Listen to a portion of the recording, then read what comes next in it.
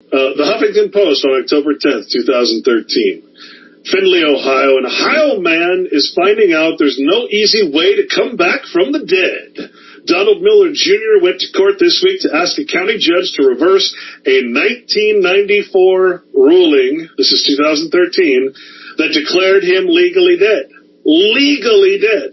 Do you think that civilly and legally, or just legally? Legally dead. They don't care about physical. They only care about their person is a legal entity. It has nothing to do with real life. It's not a meaning civil, C-I-V-I. Yeah, exactly.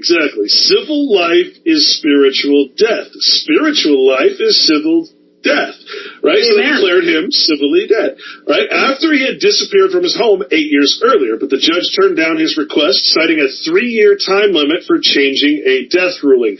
So he was gone for the statutory 7 years, or missing. In other words, he didn't use his status at all, plus there was a 3-year time after that where he could have actually reversed a declaration that his person was dead, not him, but his person. So now he comes back. The Hancock County probate court judge says it was a strange situation. We've got the obvious here. A man sitting in the courtroom. He appears to be in good health, right?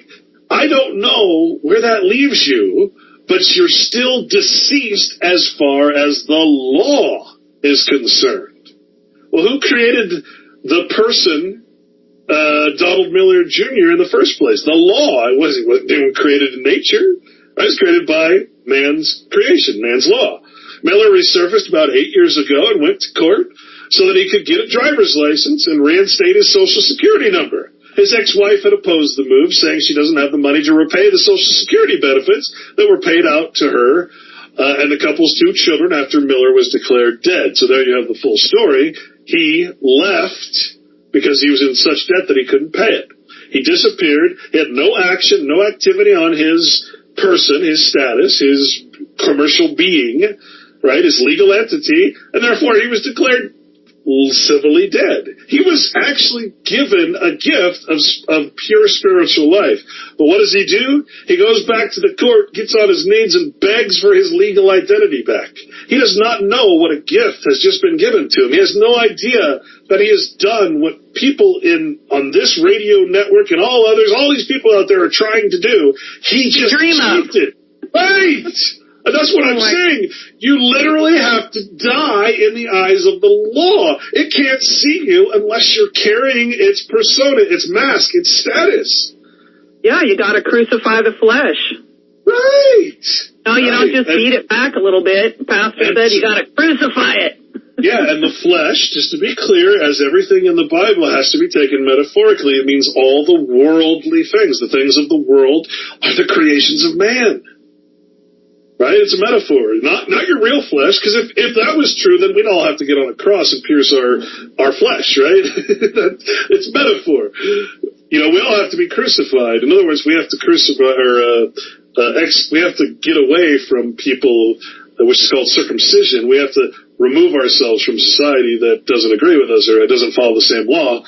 But instead, we've agreed to live in a melting pot of different religious laws and different legal law. You know, we're in a place that is very unfriendly to, and in fact, it's illegal to practice our law, our true Christian Bible law.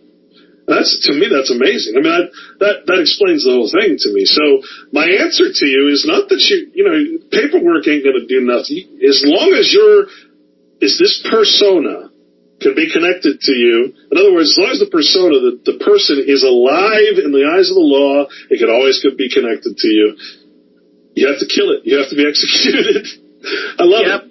And I love how they use, like, real estate terms, like the execution of the document, or this document was executed before the Board of Supervisors or something. Well, thank you so much for your time. I don't have or use computers, but I do have mailing addresses up there on the glass on a sticky note at the radio station, and I will yield the rest of my time back to the other listeners. And thank you again.